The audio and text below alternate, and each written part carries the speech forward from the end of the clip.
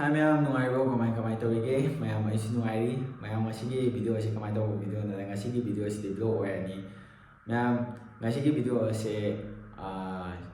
arm wrestling competition gi video oidoine vlog ne bako ngasi video ase vlog oi ke oi tawroktoine ba ngasi video ase ado aidi yengba chattoine ado yengba chattoine ka hen di khangdre moi panja gi competition gi ne yengba chattoije ado sida thon jarang yo ko si ne yengba chattoije ngasi je weight on ba chakadaba numit tai ko inong ba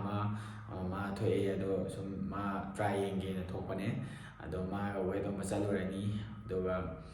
weight on ba chalura matungda hayeng day 23 lagi ne kaino jite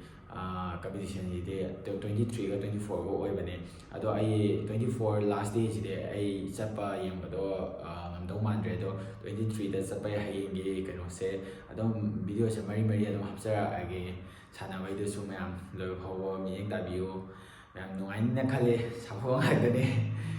tak tha akhoi na ngam na deo ko ado pangal kai tar pangal pudom na mukna de mayam yam nungai na khale video se lo phawo yeng bio asi vlog si yamna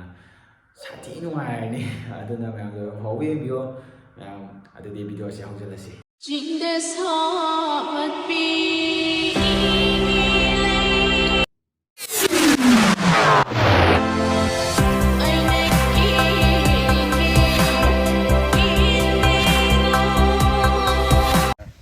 Suai tahu ai nak kandal lagi saya kau nak pas loya kau,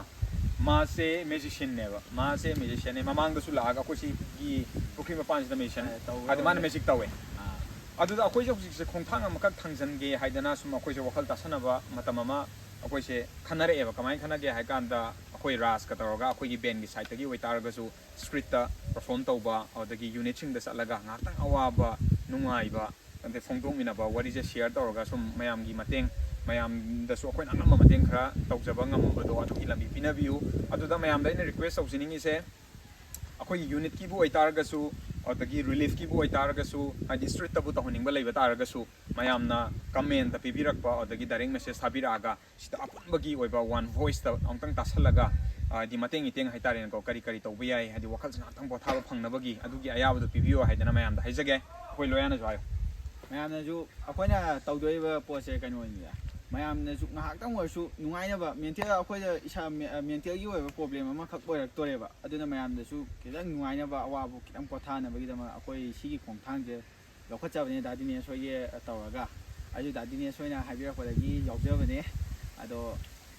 simangai mayam sungsu je na dum pau phobiro mayam na tawning ba leraga so akhoi tawjage ado mayam na pau phaujanbiro dadine ski jo hapamage ai description da ko aduga ai wanda se dum direct message thabiro suggestion tawjage mayam si haijage mayam ko aduga mayam pulab ya familiar se loina ma tawse loina mai pa se ko fm bayam gi cooking ngamba manak tani chali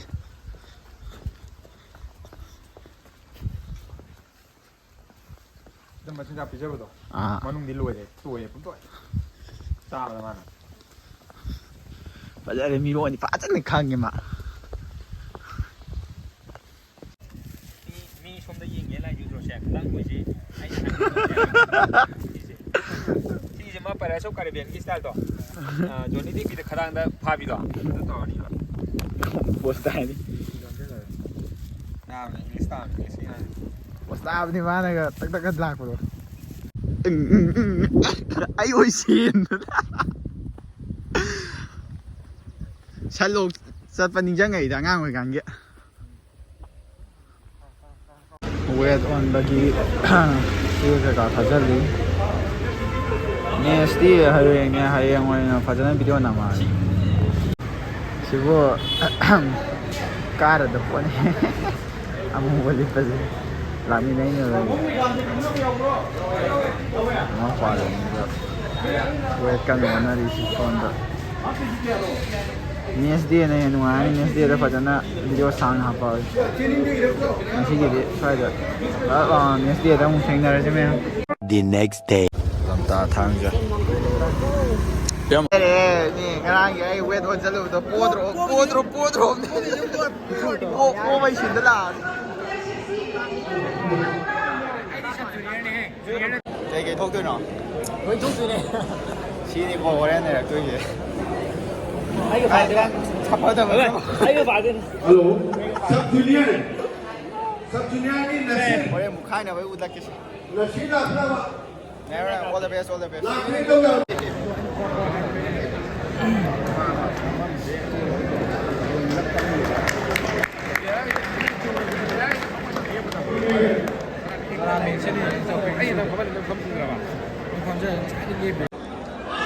Pamom chau myam mara sida thamoi je kai khan ge. Ai sau road kan le di ko ga. Am taro ba. Am pamom tam na tam na phalo ga dara ge. Pamom tam na pa kang bu mara sida ko yang wa re. Is pai dau ni da. Nga ngok se.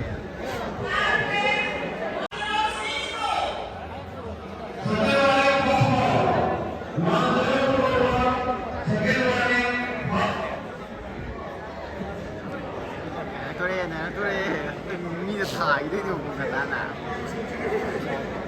ไม่ใช่รถใช่ดิหลังมีอะไรกันเนี่ยมาเจอโอ้ตาย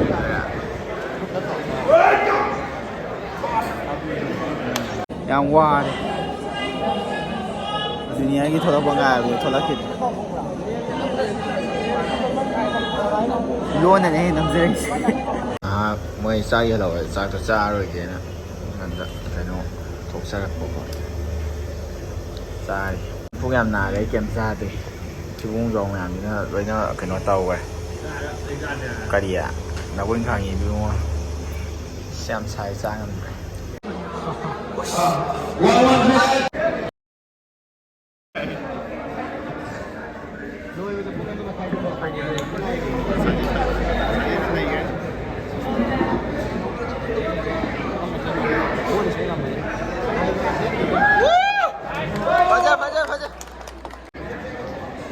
나도 그냥 치고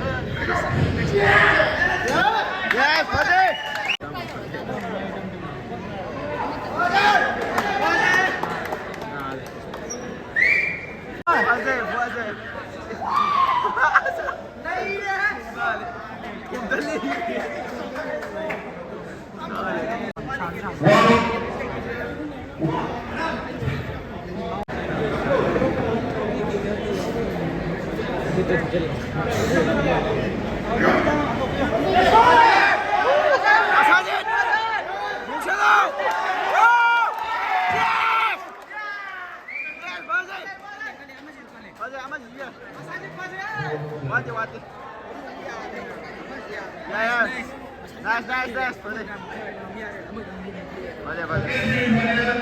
Asaje.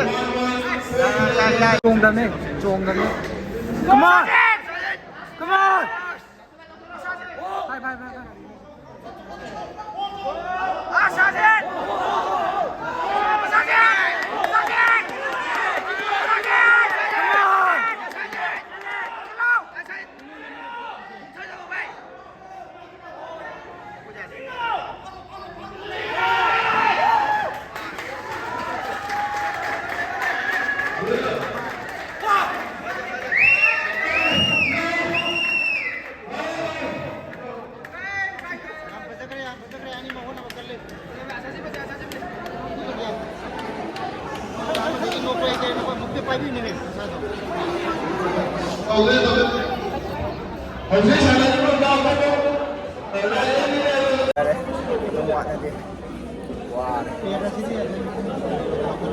Thái tao rồi.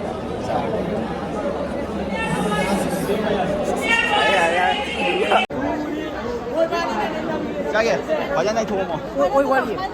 Ôi này xem là một cái đâu rồi kìa. Ôi đây là một. Ôi ये chủ đời kìa. Sao lại kìa? ꯃꯌꯥꯝ ꯚꯤꯗꯤꯑꯣꯗꯣ ꯅꯨꯡꯉꯥꯏꯔꯝꯒꯅꯤꯅ ꯈꯜꯂꯦ ꯃꯌꯥꯝ ꯚꯤꯗꯤꯑꯣꯗꯣ ꯅꯨꯡꯉꯥꯏꯕꯤ ꯇꯥꯔꯗꯤ like ꯇꯧꯁꯟꯕꯤꯔꯝꯃꯣ ꯑꯗꯨꯒ ꯅꯧꯅ ꯂꯥꯛꯄ ꯏꯆꯤꯜ ꯏꯅꯥꯎꯁꯤꯡꯅ ꯁꯕꯁꯀ꯭ꯔꯥꯏꯕ ꯇꯧꯁꯟꯕꯤꯔꯝꯃꯣ ꯁꯕꯁꯀ꯭ꯔꯥꯏꯕ ꯇꯧꯕ ꯌꯥꯎꯔꯒꯗꯤ ꯑꯗꯨꯝ ꯁꯕꯁꯀ꯭ꯔꯥꯏꯕ ꯇꯧꯁꯟꯕꯤꯔꯝꯃꯣ ꯑꯅꯧ ꯑꯅꯧꯕ ꯚꯤꯗꯤꯑꯣ ꯊꯥꯒꯠꯂꯛꯄꯗ ꯎꯅꯕ ꯑꯗꯣ ꯃꯌꯥꯝ ꯅꯨꯡꯉꯥꯏꯕ ꯃꯈꯥ ꯇꯥꯕ ꯚꯤꯗꯤꯑꯣ ꯁꯦꯝꯖꯔꯛꯀꯦ ꯃꯌꯥꯝ ꯉꯁꯤꯒꯤꯗꯤ ꯃꯇꯥꯡ ꯁꯣꯏꯖꯔꯦ ꯚꯤꯗꯤꯑꯣ ꯁꯦ ꯂꯣꯏꯁꯤꯟꯖꯔꯒꯦ ꯂꯚ ꯌꯨ ꯑꯣꯜ ꯕꯥꯏ ꯒꯥꯏꯁ